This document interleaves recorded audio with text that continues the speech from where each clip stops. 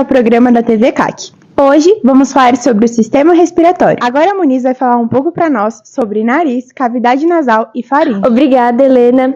E bem, começando, a gente tem que falar logo do ponto de partida, né? Então eu vou começar a falar das fossas nasais, que são o primeiro local em que o ar passa no sistema respiratório. Eles são as cavidades que ficam no interior do nariz e são revestidos pelas mucosas. E são separados pelo septo nasal, uma estrutura óssea que separa as duas cavidades. Já nos cornetos nasais, nós temos as estruturas ósseas, que são compostas pelas mucosas, que servem para aumentar o contato com o ar e, consequentemente, purificar o ar, manter ele úmido e aquecido. Falando sobre os meatos nasais, eles são um espaço entre as conchas que servem para os cistos, para os seios paranasais, que são basicamente uma estrutura óssea que ajuda a sustentar o peso do crânio e ajuda na ressonância da voz também. Além disso, eles também ajudam no ducto nasolacrimal, que é praticamente quem cuida das lágrimas, quem purifica as lágrimas. A gente tem a mucosa nasal, que ela é dividida em duas regiões. Ela em si, a mucosa nasal, é a parte do sistema respiratório que cuida da umidificação do ar, e a gente tem a mucosa olfativa, que é responsável pelo olfato. Já na faringe, vale ressaltar que ela é do sistema digestório e do sistema respiratório. Então, no sistema respiratório é a nasofaringe, que é uma cavidade nasal, é um tubo muscular revestido de mucosa que serve para a passagem do ar mesmo. Ou seja, ela cuida da passagem do ar, seja do nariz ou da boca até a laringe. Bom, agora o Daniel Feitosa vai contar um pouco para nós sobre a laringe e a traqueia. Obrigado, Helena. Tá, eu vou falar um pouquinho sobre a faringe. Bom, a faringe ela pode ser dividida em três partes: a nasofaringe, orofaringe e laringofaringe. Que basicamente a nasofaringe ela vai ser a parte que vai conectar o nariz e vai terminar mais ou menos na parte oral, que vai começar a orofaringe, e também vai ter a laringofaringe, que vai fazer a conexão com a laringe. A faringe ela vai levar o ar e o alimento, e vai ter o esôfago que vai dividir para onde cada um vai. Bom, a nasofaringe ela vai ser revestida com muco nasal também, e a orofaringe e laringofaringe vai ter um revestimento mais parecido com o revestimento oral, e vai ter uma proteção a mais por causa que vai ter muito atrito do alimento que vai descer. E bom, algumas doenças que podem acometer a faringe podem ser a faringite, que é quando acontece uma inflamação normalmente causada por bactérias ou vírus, que podem ser tratadas com antibióticos e remédios para tratar os sintomas. E também pode ter um inchaço na amígdala, que pode ser necessário a retirada dela. Agora, comentando sobre a continuação da faringe, vou falar sobre a laringe. Bom, a função da laringe vai ser conectar a faringe à traqueia. Ela também vai ser responsável pela fonação e a fala, por causa que lá que vai estar contido as pregas vocais, além de estar responsável pela liberação de hormônios como a testosterona. E a laringe ela vai ser composta principalmente por cartilagens que vão estar envolvidas por músculos em formatos cilíndricos circulares. A voz, a fonação, vai ser formada principalmente por contrações e vibrações dos músculos que vão permitir a fala.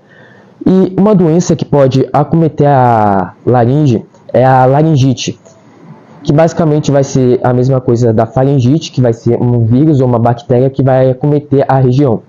E os principais sintomas vão ser a rouquidão ou a perda da voz. E os tratamentos podem ser antibióticos, ou se for viral, vai ter que usar remédios para aliviar os sintomas. Falar também sobre a traqueia. Bom, a traqueia está ligada sobre a laringe.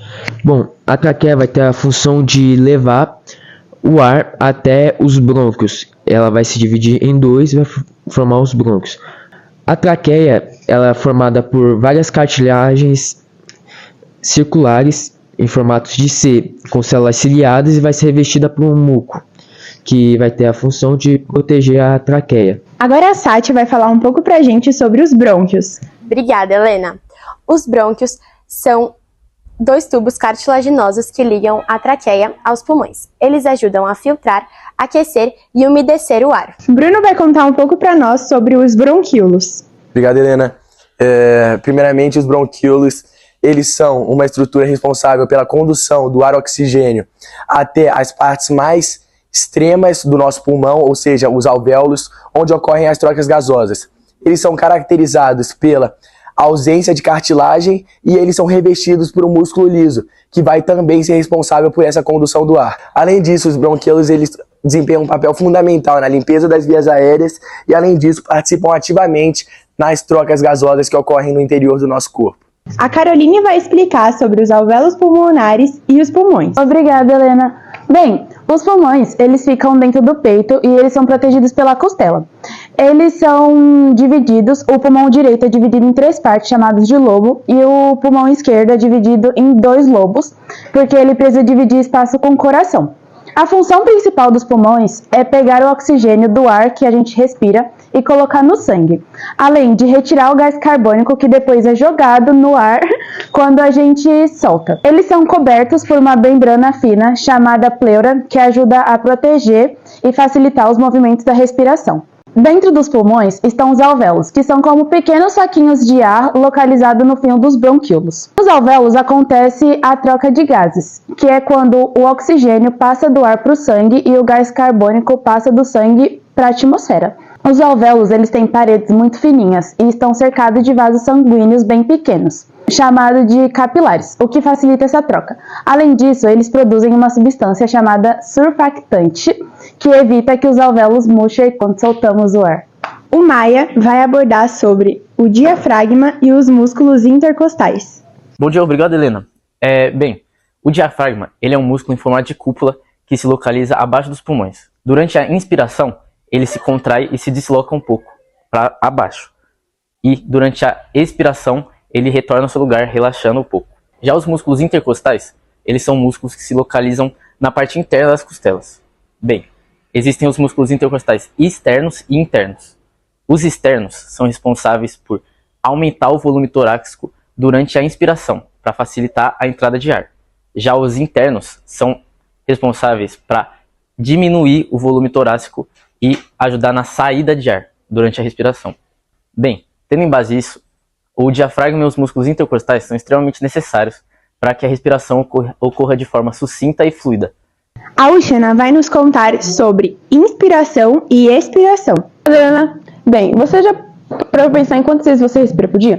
Um ato tão automático que a gente nem percebe, acontece em média 20 mil vezes por dia, garantindo que a vida siga seu curso. Esse mecanismo de inspiração e expiração é a base da nossa existência. Ele garante que o oxigênio chegue nas células e o gás carbônico seja expelido. Na inspiração, o principal organismo é o diafragma, que ele é um músculo em formato de cúpula, que ele se contrai para baixo. Quando ele se contrai, ele vai para baixo.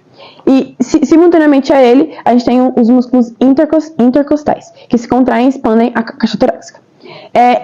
Esse movimento, quando combinado, ele cria uma pressão negativa dentro dos pulmões, fazendo com que o ar rico em oxigênio entre pelas nossas vias respiratórias. Esse ar rico em oxigênio, ele chega até os minúsculos alvéolos pulmonares e é nele que ocorre a troca de gases, que é a hematose. O oxigênio atravessa as paredes finas e entra nos capilares sanguíneos, onde se liga as hemácias para ser transportado pelo corpo. Em troca, o gás carbônico que estava no sangue passa pelos alvéolos para poder ser expelido. Já na expiração, o processo é inverso. O diafragma e os músculos intercostais relaxam e a caixa torácica diminui. O espaço interno dos pulmões retorna ao normal. A pressão interna aumenta e o ar agora que é carregado de gás carbônico é expelido. Esse ciclo inconsciente é a base para a gente poder viver. É um processo fundamental que sustenta nosso corpo e garante nossa vida. A Vitória vai nos contar sobre as trocas gasosas. Esse processo é fundamental porque garante oxigênio para as células para elas produzirem energia e remove o excesso de gás carbônico, mantendo o equilíbrio do organismo. Quando esse processo é prejudicado por doenças como pneumonia, TPCO ou embolia pulmonar, a oxigenação no corpo cai, trazendo sintomas graves como falta de ar e cansaço extremo. Por isso, cuidar da saúde e dos pulmões é essencial. Agora o Falopa vai nos contar sobre a importância do sistema respiratório e algumas doenças relacionadas a ele.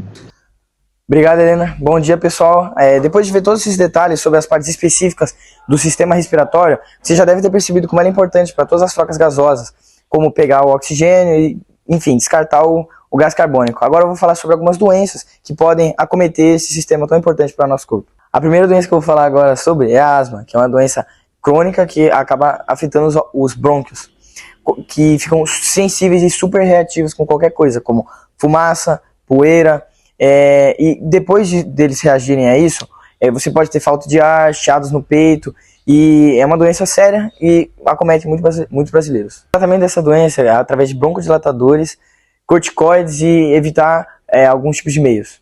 A próxima doença que eu vou falar sobre agora é bronquite, que é uma inflamação dada nos brônquios, que pode ser tanto causada de maneira aguda quanto a transmissão de micro-organismos, como o crônico, por uso de tabaco, maus hábitos, entre outros.